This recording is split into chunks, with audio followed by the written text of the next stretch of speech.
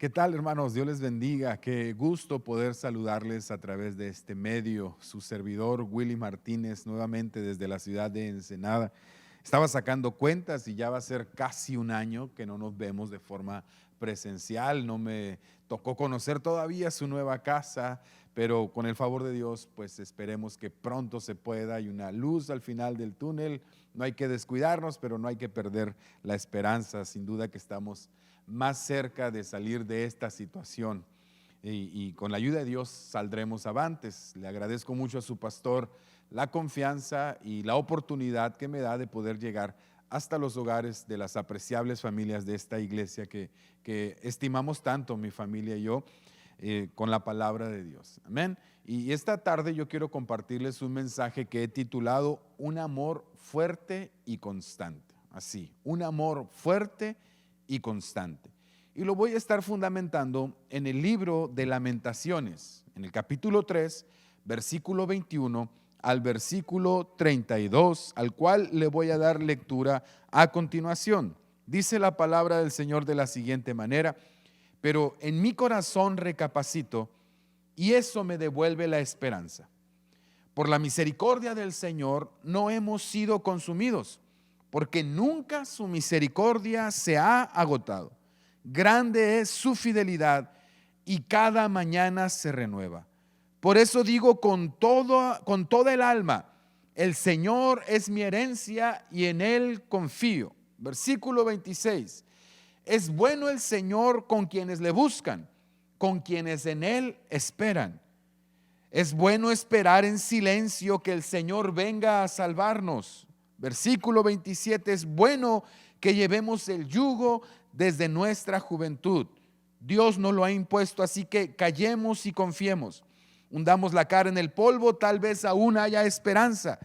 Dejemos la otra mejilla a quien nos hiera. Cubrámonos de afrentas. El Señor no nos abandonará para siempre, porque no nos aflige, pero en su gran bondad también nos compadece, porque no es la voluntad de Dios afligirnos ni entristecernos. Señor, añade bendición a esta palabra. Permite que cada persona, cada familia que va a ver esta transmisión y la subsecuente grabación pueda ser edificada y consolada a través del mensaje vertido en este sermón. En el nombre de Jesús. Amén. Déjeme le hablo un poco acerca del libro de Lamentaciones. El libro de Lamentaciones fue escrito por el profeta Jeremías en una ocasión muy particular, en la ocasión de la caída de Jerusalén o de Judá por completo en manos del imperio babilonio. Consta de 5 capítulos y los 5 capítulos están escritos a maneras de poemas, que se aprecia desde luego mucho más en el idioma hebreo, que describen a manera de lamentación, por eso lleva ese nombre, los horrores que Jeremías vio, los horrores que le tocó atestiguar que sufrió su pueblo en manos de este ejército cruel como lo eran los babilonios, ya que asesinaron a muchísima gente y quemaron la ciudad, además de que profanaron el templo. Ahora, a estas alturas de la historia del pueblo judío, ellos ya habían sido advertidos por el profeta Jeremías y por otros profetas que se levantaría un peligro desde el norte, pero ellos no quisieron escuchar la voz de Dios y tristemente tuvieron que pasar por un tiempo de terrible disciplina. Lo que podemos ver en esta historia es que Dios advirtió a Judá del peligro que vendría del norte por causa de su pecado.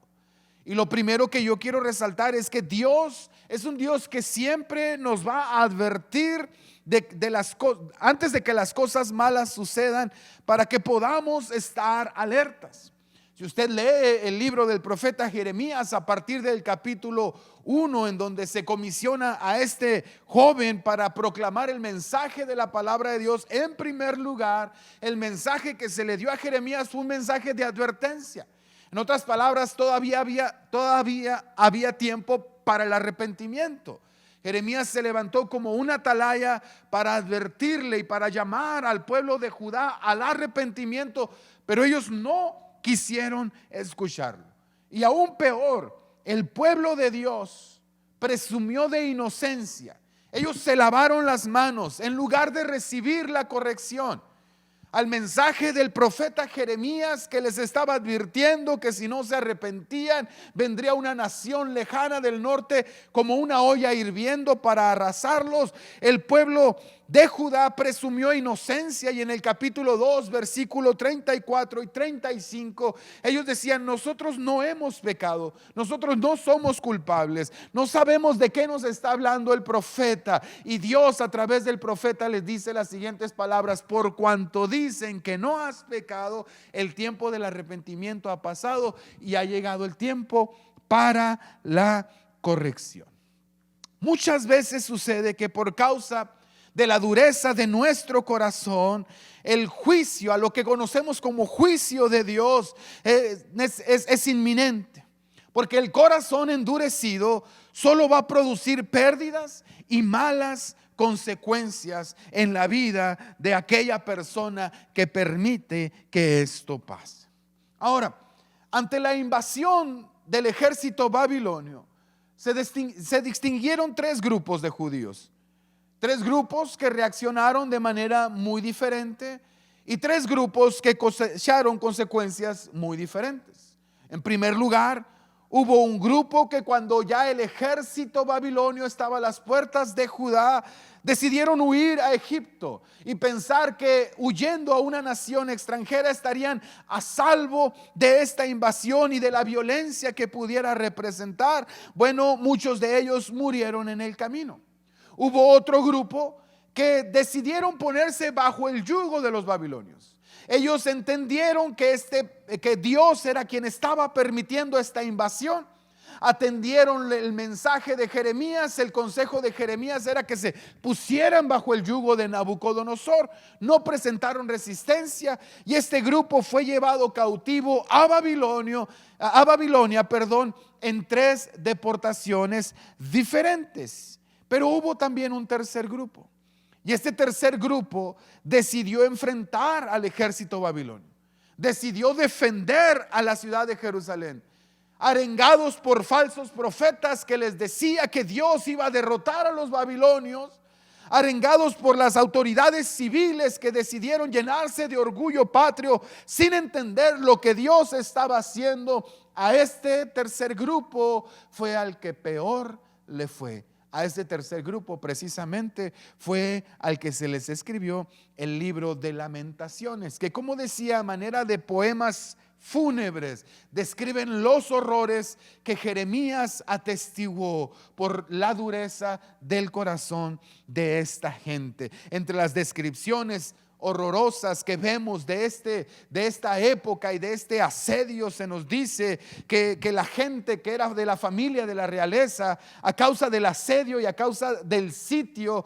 que se había acabado la comida, que se había acabado la bebida, ellos estaban como indigentes, comiendo de la basura. Se nos habla también de prácticas de canibalismo. Imagínense, entre la gente que quedó en Jerusalén, algo completamente desgarrador. Y Jeremías era un hombre que amaba a su nación, era un hombre que amaba a Jerusalén, era un hombre que se quebrantó por la condición de su generación, que decidió no atender a la palabra de Dios, y por eso lloraba y quebrantó su corazón. Pero en medio de esa situación devastadora, para no ser consumido por la tristeza, por la depresión, por la angustia, Jeremías decide hacer de la misericordia de Dios su motivo de esperanza. En estos versículos que acabamos de leer, Jeremías nos dice que aunque él está viendo todo el panorama desolador a su alrededor, él decide poner sus ojos en algo más alto, que es la misericordia de Dios, y dice: voy a meditar en la misericordia de Dios y esto me llenará de esperanza. Fíjese qué interesante es el vocablo que se traduce como misericordia en esta porción de la Escritura y en casi todo el Antiguo Testamento. Este vocablo proviene de la palabra hebrea que se lee como Yesed, Yasid o Gesed, dependiendo la transliteración, pero aparece unas 240 ocasiones en el Antiguo Testamento. La mayoría de ellos aparece en los Salmos. Casi siempre en donde se habla de la misericordia de Dios, la palabra que aparece es Yesed. Pero en realidad es difícil hacerle justicia con una traducción literal a esta palabra, porque Yesed es más un concepto que una palabra. Siempre que lo traduzcan, se pierde algo de su riqueza y de su amplitud. Es posible identificar por lo menos 3 significados fundamentales del vocablo Yesed. Esta palabra puede contener la palabra, el significado fuerza, constancia y amor. Para traducirlo correctamente, deberíamos tener una palabra que contuviera fuerza, constancia y amor, y no la tenemos. Los traductores hacen su mejor esfuerzo y nos lo traducen como misericordia. Pero el vocablo tiene que ver sobre todo con los derechos y las responsabilidades recíprocas entre las partes de una relación, en este caso de Dios con su pueblo. Por ejemplo, el amor conyugal a menudo se relaciona con Yesed. Es una relación de pacto, pues. Y puede ser traducido como pacto de amor o amor fuerte y constante. De ahí el título de este mensaje: amor fuerte y constante. Medite un momento en eso. Dice Jeremías, es por su misericordia o es por su amor fuerte y constante que no hemos sido consumidos. Y ese amor fuerte y constante solamente puede provenir de parte de Dios. Porque entre los humanos es posible que podemos amar con muchas fuerzas, pero generalmente cuando se desbocan las pasiones, esas fuerzas son inconstantes. Así como empiezan, así terminan, son muy breves. O es muy probable que podamos mantener constancia en nuestro amor, pero no alcanzar un nivel de intensidad que se catalogue como fuerte. Pero cuando el amor viene de parte de Dios, el amor es a la misma vez fuerte y a la misma vez es constante. Y Jeremías decide hacer de eso su refugio, su escondedero, pero sobre todo su esperanza. Y fíjese que por causa de mantenerse enfocado en el Yesed de Dios, en la misericordia de Dios, en el amor fuerte y constante de Dios, hubo 3 bondades que Jeremías descubrió en medio de esta adversidad y que las vierte hacia nosotros, los lectores, como recomendaciones para todo el que esté pasando por un sacudimiento. Si tú en este momento, tu familia, tu iglesia, tu ciudad está pasando por un sacudimiento, Jeremías nos descubre que a causa de enfocarse en la misericordia de Dios, hay 3 bondades que él descubrió y luego nos las vierte como recomendaciones. Número 1. La primera recomendación que Jeremías nos da en medio de la adversidad dice que es bueno buscar y esperar en el Señor. Amén. Dice el versículo 25: bueno es Jehová a los que en él esperan, al alma que le busca. Es bueno buscar y esperar en el Señor. Estas 2 cosas deben de ir juntas, hermano. Porque hay personas que buscan a Dios, pero no esperan en Dios. Y hay personas que dicen que están esperando en Dios, pero no le buscan. La palabra que se traduce como buscar del hebreo kabá y la palabra que se traduce como esperar del hebreo darash tienen que ver con unir, con pegar, con juntar, con frecuentar, con seguir en persecución, con inquirir, con consultar, con preguntar. De eso nos está hablando Jeremías cuando dice que es bueno buscar y esperar en el Señor. Nos está diciendo que es bueno estar pegado a Él, junto con Él, frecuentarle, seguirlo en persecución, inquirir, consultar, preguntar. Eso es bueno, dice Jeremías. Eso es bueno. Es una bondad que no debemos de descuidar. Ahora, de estas 2 palabras, pareciera que buscar llama a la acción y esperar a la pasividad. Pero no es así. La espera a la que se nos está llamando no es una espera pasiva. Es una persecución de la persona de Dios. una búsqueda frecuente de su presencia, un transitar diario hacia la comunión íntima con Dios. Porque usted no puede decir que está esperando en el Señor si no lo está buscando frecuentemente, si no está buscando permanecer unido a Él. Claro, a veces decimos que estamos esperando en Dios, que estamos esperando que Él intervenga, que estamos esperando un milagro, que estamos esperando que Él se haga presente. Pero lo que realmente define qué tan cierta es nuestra espera es nuestro nivel de búsqueda. Insisto, usted no puede decir que está esperando en el Señor si no le está buscando frecuentemente. Y en medio de la tribulación, en medio de la prueba y aún en medio de procesos de corrección como el que está enfrentando Judá en este momento, Jeremías nos dice que lo mejor que podemos hacer es buscar el rostro de Dios. Cuando Jeremías califica como bueno buscar y esperar en el Señor, nos está diciendo que es algo para nuestro provecho, que es algo agradable. ¿Sabe por qué? Porque Jeremías entiende que el fracaso nacional que enfrentó su nación, que enfrentó Judá, se debió principalmente a la ausencia de búsqueda de Dios.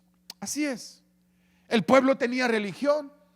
En Jerusalén, la capital del reino del sur, estaba el templo, aquel que había construido Salomón, con tanto ahínco y con tanta perfección. Sin embargo, el templo se había vuelto solamente un amuleto. Se habían depositado falsas esperanzas de que en tanto el templo estuviera edificado en Jerusalén, Judá no podía ser tomada por ninguna nación extranjera. Pero a la misma vez que fortalecían esas creencias, se deslizaban a la inmoralidad, a la corrupción, al sincretismo, a adorar a otros dioses de las naciones paganas, aún dentro de la misma casa de Dios. Por eso Dios permitió que esta invasión llegara a ellos y este tiempo de corrección llegara a su vida. Pero Jeremías entiende que la principal causa del fracaso nacional fue que un pueblo que había sido llamado a vivir en comunión con Dios, a ser una nación de reyes y de sacerdotes, había fracasado en su misión de buscar el rostro de Dios. Y amados hermanos, hasta la fecha yo desconozco la fórmula del éxito. Si usted ya la encontró, le rogaría que me la haga llegar en un mensaje. Pero conozco la receta del fracaso. Y la receta del fracaso para un creyente siempre será darle la espalda a Dios y darle la espalda a sus instrucciones. Tú no puedes esperar que te vaya bien cuando hagas oídos sordos al llamado de Dios y cuando hayas olvidado transitar el camino a la presencia de Dios. Quien se precie de ser un creyente, pero ha abandonado su búsqueda de Dios e ignora los llamados de Dios. Yo no sé si tenga poco tiempo o mucho tiempo en el evangelio. Lo que yo sí sé es que es un creyente que va con rumbo al fracaso. Por eso Jeremías dice: es bueno buscar y es bueno esperar en el Señor. Porque el cristiano que emprende, decide y actúa sin tomar en cuenta a Dios va camino al fracaso. Bondad número 2. Recomendación número 2. Dice el versículo 26: bueno es esperar en silencio la salvación de Jehová. ¿Notó esa palabrita? Bueno es esperar en silencio la salvación de Jehová. Lo segundo que nos dice Jeremías es que es bueno guardarnos de la queja. Ah, caray. Fíjese, el profeta ya nos dijo que es bueno esperar en Dios, pero también nos dice cómo debemos hacerlo. Qué bueno que estás esperando en Dios. Qué bueno que en tu caso sí se aplica, que tu espera no es pasiva, que lo estás buscando. Pero Jeremías todavía busca agregarle un ingrediente a esa búsqueda y nos dice que debemos de hacerlo en silencio. Lo cual aquí, hermanos, está asociado con la quietud del alma y de nuestras emociones. Cuando nos habla de esperar en silencio, esto es estar pacientemente, tranquilo, debajo de las aflicciones, descansando en la voluntad de Dios. Porque dígame si no, cuando estamos siendo probados, lo primero de lo que solemos perder control es de nuestra habla, de nuestra lengua. Quizá por eso Santiago nos dice que si alguno se cree religioso y no domina su lengua, la religión del tal no sirve para nada, ¿verdad?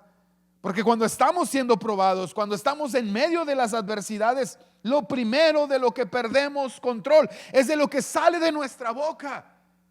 Y hay que recordar que de la abundancia del corazón habla la boca. Si algo podrido sale de nuestros labios es porque llevamos algo podrido dentro de nosotros.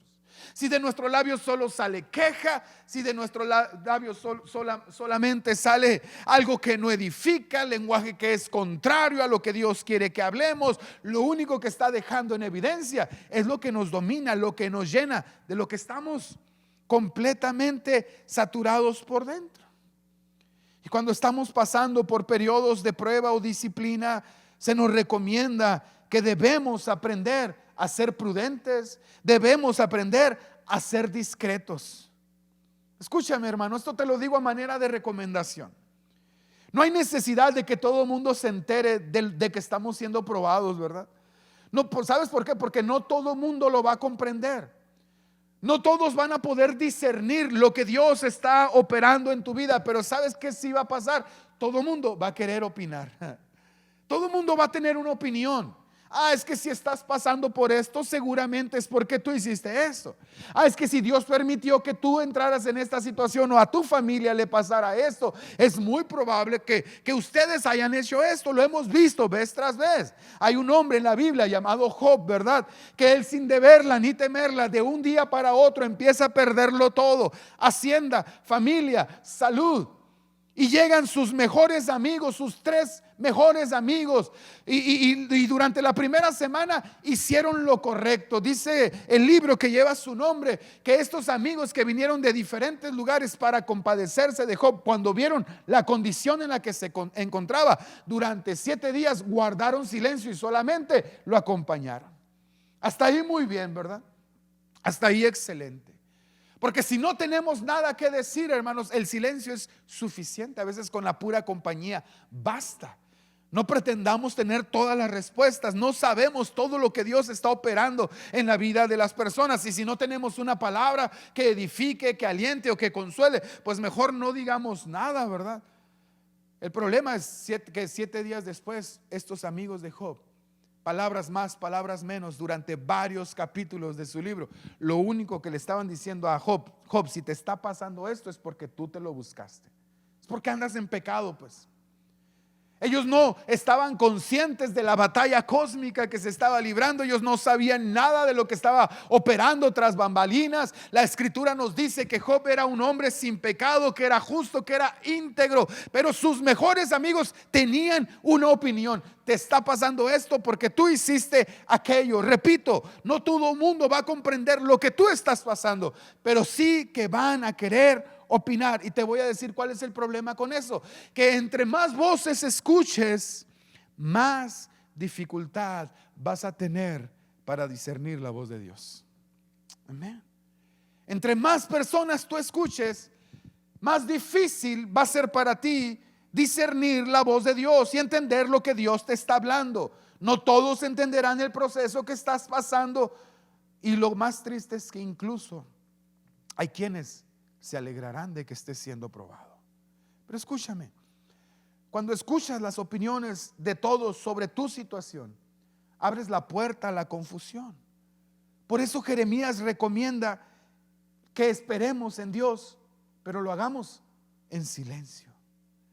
No es un llamado a la censura, no es una ley mordaza la que está imponiendo Jeremías, porque desde luego que hay un lugar en el cual podemos hablar completamente como nos sentimos, ser vulnerables, ser transparentes, pero ese lugar es la presencia de Dios, pues. El problema es que a veces nuestra principal tentación es desahogarnos con todo mundo, y muchas veces en el desahogo que hacemos con todo mundo terminamos atribuyéndole a Dios despropósitos. Si tienes quejas, si tienes dolor, si tienes preguntas, viértelos en la presencia de Dios.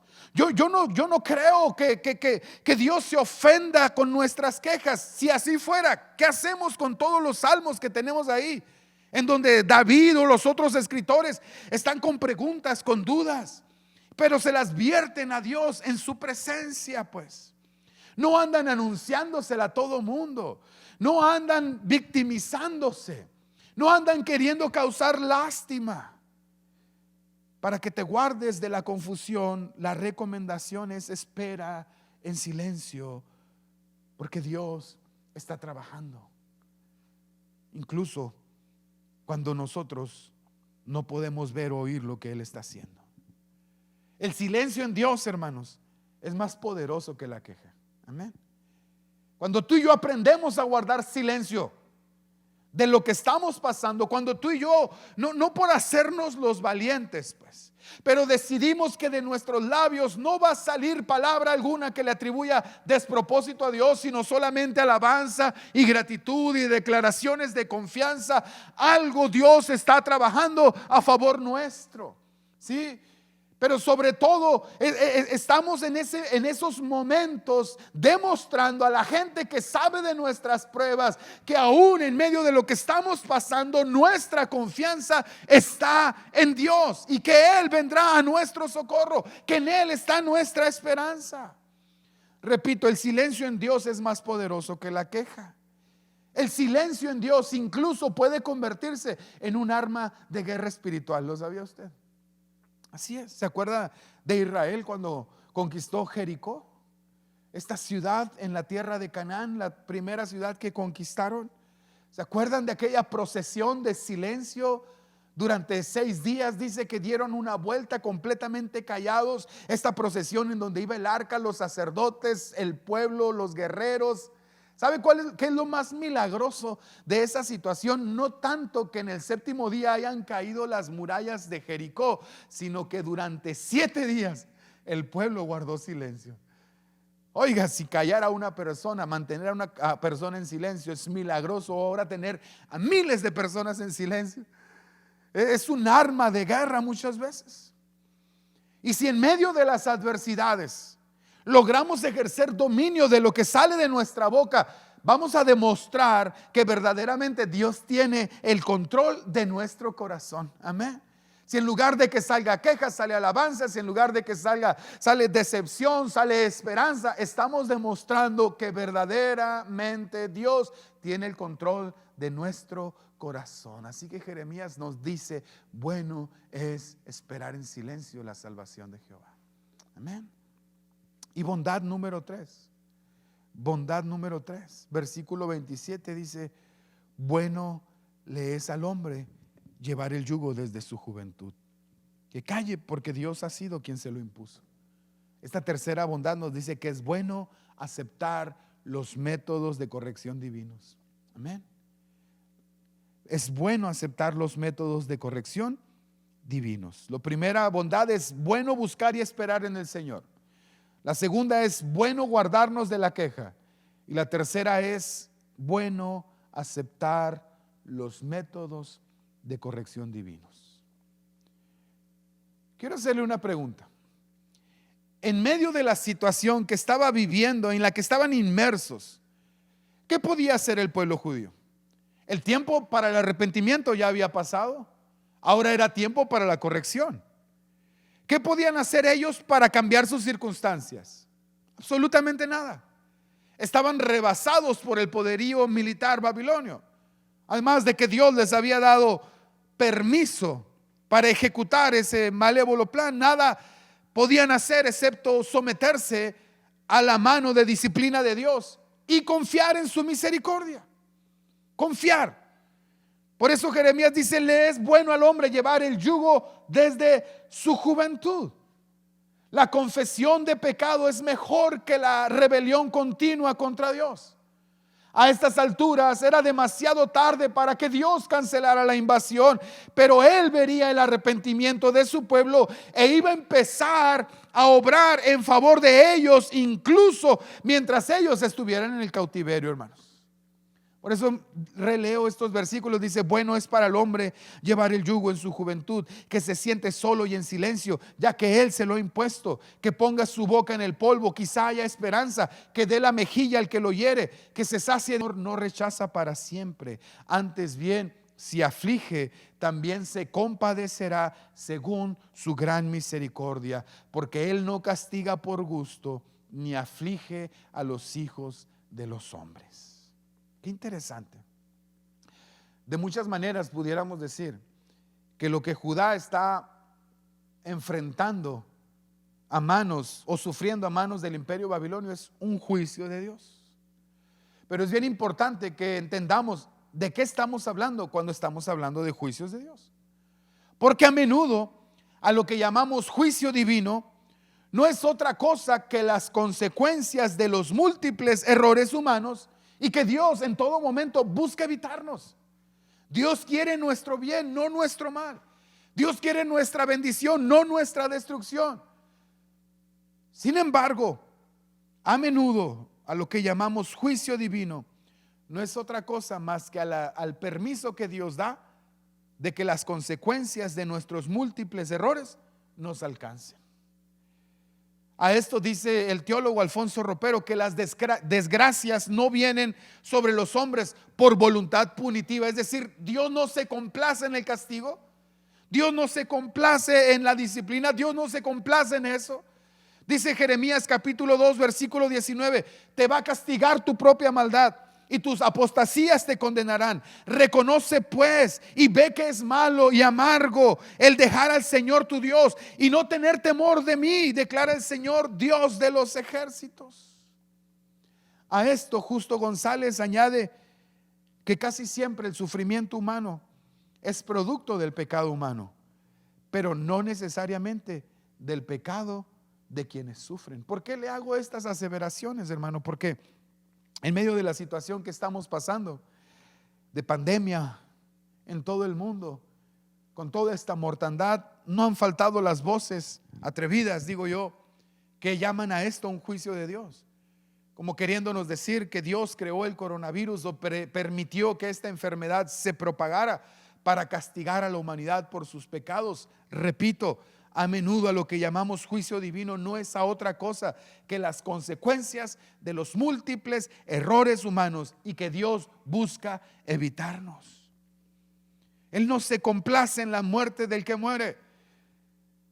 Y a veces en medio de situaciones así, Dios permite que pasemos estas circunstancias para que aprendamos, para que nos arrepintamos, para que nos volvamos a Él de todo corazón. Por eso Jeremías dice: es bueno llevar el yugo. Es bueno que abracemos el yugo. Si es Dios quien nos lo ha impuesto, ya no podemos hacer nada, porque sin duda Dios lo hace con una buena intención, nuestra bendición. La palabra que se traduce como yugo simplemente hace referencia a una carga.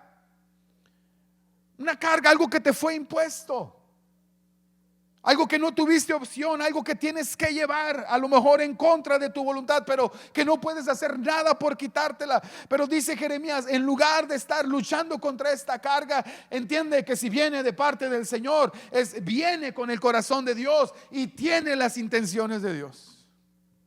En este sentido, llevar el yugo significa ponerse bajo la disciplina de Dios voluntariamente y aprender lo que Él nos quiere enseñar.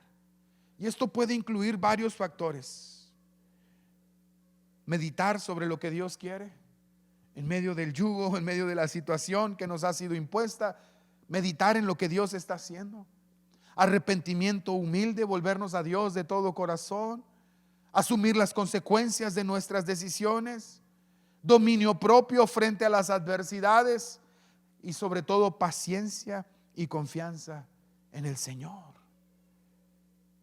Hebreos capítulo 12 versículos 5 al 11 nos dice: hijo mío, no menosprecies la disciplina del Señor, ni te desanimes cuando te reprenda, porque el Señor disciplina al que ama y azota a todo el que recibe por hijo.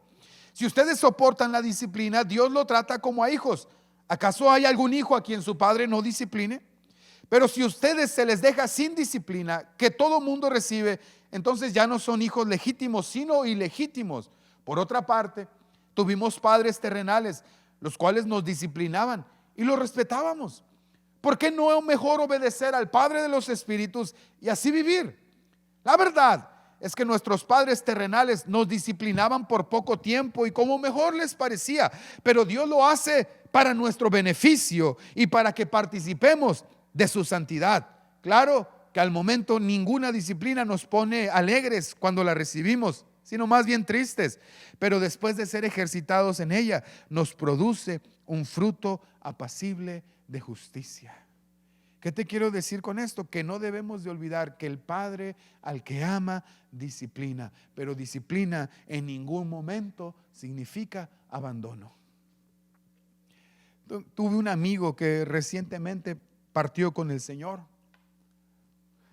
hijo de misioneros, que me cuenta que durante su infancia fue un niño muy inquieto y su padre, siempre buscando la mejor manera de canalizarlo, de corregir su comportamiento, le aplicaba diferentes clases de castigos, y que había ocasiones en las que, por ejemplo, si se había portado demasiado mal, le decía: vas a estar en esa esquina 1 hora y de ahí no te vas a mover, o 1 hora y media, o no sé el tiempo que haya sido, ahí vas a estar. Y cuando se iba mi amigo y se hincaba en el rincón en donde iba a estar disciplinando, donde le decía: vas a meditar en lo que hiciste mal, no pasaba ni un minuto cuando llegaba su papá y se hincaba con él. Y si le había dicho que iba a estar 1 hora hincado, el padre de mi amigo se quedaba 1 hora con él hincado. Y si le había puesto 2 horas de castigo, las 2 horas se quedaba su padre a su lado. En algún momento mi amigo le preguntó a su papá que por qué hacía eso si él no se había portado mal, si él no estaba castigado. Y él dice: es que quiero que el día de mañana, cuando yo no esté, que le contestó su padre, nunca se te olvide que nuestro Padre Celestial, aunque nos disciplina, nunca nos abandona. El Padre al que ama corrige, pero disciplina no significa abandono. Por eso dice Jeremías: es bueno llevar el yugo, es bueno abrazarlo. El libro de Lamentaciones, hermanos, está en nuestras Biblias para recordarnos la seriedad del pecado. Tarde o temprano, quien juegue con lo santo de Dios cosechará las consecuencias, deberá asumir las consecuencias. Pero también está en la Biblia para recordarnos lo grande de las misericordias de Dios, lo poderoso de ese amor fuerte y constante, del cual dice Jeremías: solamente por esas misericordias, que además se renuevan cada mañana, es que no hemos sido consumidos. Es que el día de hoy estamos aquí de pie. Jeremías quiere recordarnos que es bueno buscar y esperar en silencio, que es bueno ser corregidos por nuestro Padre, porque eso es una señal de que su amor aún está con nosotros, un amor fuerte y constante del que nada ni nadie nos puede separar, hermanos. Dice Justo González, les leí hace un rato, ¿verdad?, que casi siempre el sufrimiento humano es producto del pecado humano, pero no necesariamente del pecado de quienes sufren. Al presente estamos todos en esto, inmersos en esta situación, y mientras algunos están dilucidando si esto es una prueba, un ataque, un juicio, una tribulación o consecuencias, qué sé yo, lo que no debemos olvidar es que es bueno buscar y esperar en el Señor. Es bueno esperar en silencio su salvación, y es bueno asumir sus métodos de corrección. Le leo una historia a manera de ilustración y ya con esto voy a terminar este mensaje. Esta es una leyenda de una tradición rabínica de los tiempos posteriores al exilio. Dice que al aproximarse a Jerusalén, 2 rabinos vieron a una zorra que corría en el monte de Sión, donde antes estaba el templo y ahora solamente había ruinas. Y uno de los rabinos, llamado Josué, se puso a llorar. Pero el otro rabino, llamado Eleazar, empezó a reírse. ¿Por qué te ríes?, preguntó el que lloraba. ¿Y tú por qué lloras?, preguntó el que reía. Lloro, dijo el primero, porque veo el cumplimiento de lo que dice el libro de las Lamentaciones, pues el monte de Sión está desolado y las zorras corren por él. Hay un versículo en el libro de Lamentaciones que describe de esa manera la desolación. Va a haber animales silvestres corriendo en el templo, en las ruinas del templo, en donde era el lugar de encuentro de Dios con el pueblo. Y Josué dice: veo esta realidad y lloro porque Dios ha cumplido sus amenazas. Y dice Eleazar: pues por esta misma causa yo estoy riéndome. Pues cuando con mis propios ojos veo que Dios ha cumplido al pie de la letra sus amenazas, aumenta mi seguridad de que ninguna de sus promesas dejará de cumplirse, porque Dios siempre está más dispuesto a mostrar su misericordia que a mostrar su severidad. ¿Cuántos dicen amén a esto, hermanos? Con cuánta razón Jeremías oraba: esto traigo a mi corazón, y por eso tengo esperanza, que las misericordias del Señor jamás terminan, pues nunca fallan sus bondades, son nuevas cada mañana. Grande es su fidelidad. Amén, hermanos. Sus misericordias son nuevas para tu vida. Su amor es fuerte y constante. Es un caudal que no cesa, que siempre está corriendo a favor de ti y de los tuyos. Nada ni nadie nos puede separar del amor fuerte y constante de Dios, hermanos. Con cuánta razón el apóstol Pablo preguntaba: ¿quién nos separará del amor de Cristo? ¿Tribulación o angustia o persecución o hambre o desnudez o peligro o espada?